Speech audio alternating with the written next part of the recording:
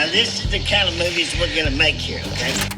Everyone remembers the Tiger King, the second biggest event of March 2020. Joe's behind bars, Carol Baskin ended up dancing with the stars, but one question always stuck with me. What happened to the animals after the show? That question led me to a small town about an hour outside of Denver, to the place where many of those animals were finally given a second chance, at the world's largest carnivorous animal sanctuary. This is the Wild Animal Sanctuary. This 1,450-acre property is home to a variety of large carnivorous animals, including lions, tigers, wolves, bears. Oh my, it's crazy. But the craziest part is all of these animals were actually rescued from illegal and abusive situations. So I'm really excited to see how this goes. We're gonna walk through and let's get it going. Beyond the novelty of the Tiger King, this visit meant a lot to me personally. Growing up, I loved two things, movies and the zoo.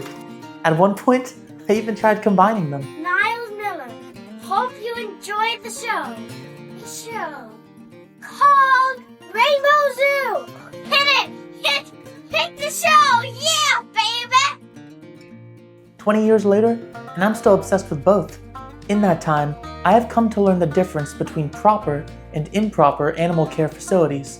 I'm excited to see just how the Wild Animal Sanctuary challenges my own beliefs on what's possible in sanctuary care and animal well-being. Okay, so we just found our first animal out here at the Wild Animal Sanctuary. It's a beautiful jaguar just about, say like 50 or 100 meters away. This is my first time ever seeing a jaguar. This is awesome, being able to see him this relatively close. It's kind of like a mix of zoo meets safari a little bit. So you know they're gonna be there, but it's still enough of a way where you kind of have to look for the animals, which is super fun to do. That jaguar was the first sign this place isn't built entirely for visitors. It's built for the animals. And you can see that the moment you step onto the Mile in the Sky Walkway. Right now I've begun my journey walking along the 1.5-mile stretch of full elevated walkway. This provides an opportunity for the animals in the sanctuary to really be able to exist without as much human intervention as you would find in a typical zoo, where being in close proximity to the animals, you're at eye level, animals will naturally go towards a fight or flight instinct. In a zoo, that's typically not an option either way because they're kept in more confined spaces at eye level so people can see them face to face. At the sanctuary, however, since we're at this elevated footbridge, we're actually able to really see these animals in a way that does not infringe upon their territory. So they have their territory, they have their own space, and we're in the sky relatively, so we're not in their zone. And it gives a really cool vantage point to be able to look for animals. It looks like we just found one. We got a beautiful, I want to say Siberian tiger up here. So I'm gonna take the camera out and see if we can get some shots. Oh, he's watching the car come right now. We got a zoo car coming. The tiger is looking right at it. He's on the move now. And he just took off. As soon as the car came running, he just got up and ran. That was so cool actually seeing him on video like that.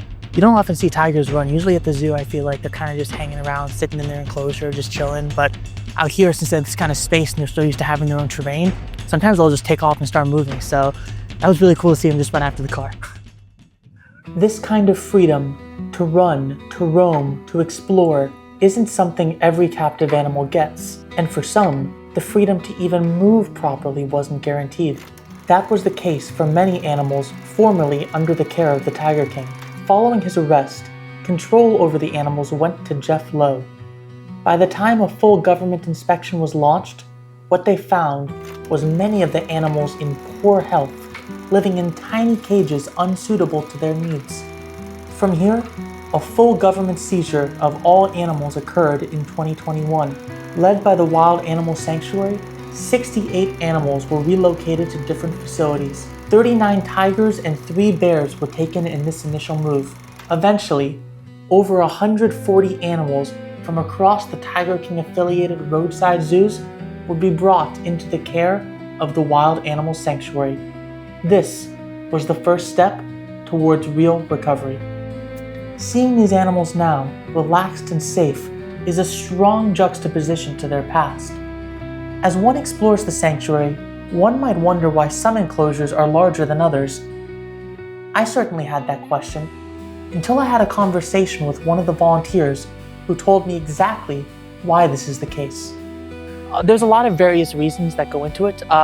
One is that it is due to a transitionary period that occurs with these animals where when you're taking them from going in these cold metal cages and these small enclosed private environments and just throwing them into these massive outdoor enclosures like some of these other animals who are used to it, a lot of them will freak out, or a lot of them might not be used to being around any of their own particular species, which this can be the first time some of these animals are seeing their own kind or seeing anything other than people or perhaps dogs. So it's kind of a space where they have an introductory, transitionary period to kind of get used to being in a new environment, and then they're able to go out into the larger spaces.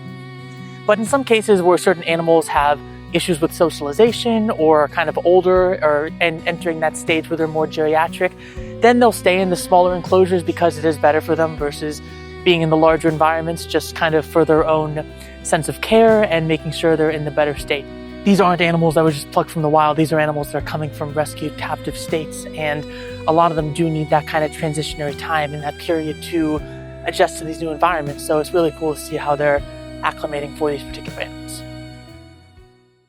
One of the most notable examples of acclimation comes from an international rescue effort that led to quite the environmental change. The sanctuary solution, this building behind me. I'm coming out from the Bolivian lion house. This 15,000 square foot facility was actually built in order to house 25 captive lions that were taken from Bolivian circuses. They were illegally being held in these circuses after the government of Bolivia said you can't be doing this anymore. So the facility here came, took the lions, and brought them back to Colorado in the middle of the winter. So naturally you can assume going from Bolivia into Colorado, that's gonna cause some problems, which is why they built the facility right here. And those 25 initial lions that they brought in now make up 4 distinct prides that roam the lands here. It looks like we have a male lion hanging out right here. Oh, look, he's yawning. Honestly, if I just showed you this footage right now, you would think that we're out in the Saharas of Africa, but nope, we're only an hour outside of Denver.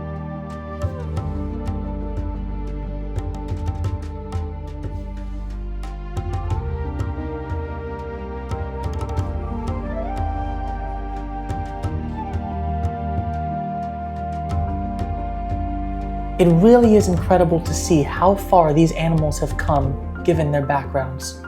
While Joe Exotic and the Tiger King zoos are the most notable examples, there are still plenty of places in the US and the world where animals like these are kept in inadequate conditions and owned by people who simply aren't equipped to care for them. This entire experience gave me not only a sense of closure for the story of the Tiger King, but a new appreciation for how far animal care and well-being has evolved. It makes me optimistic for the future of animals in captivity, as more places follow the lead of the Wild Animal Sanctuary in creating a better world for animals.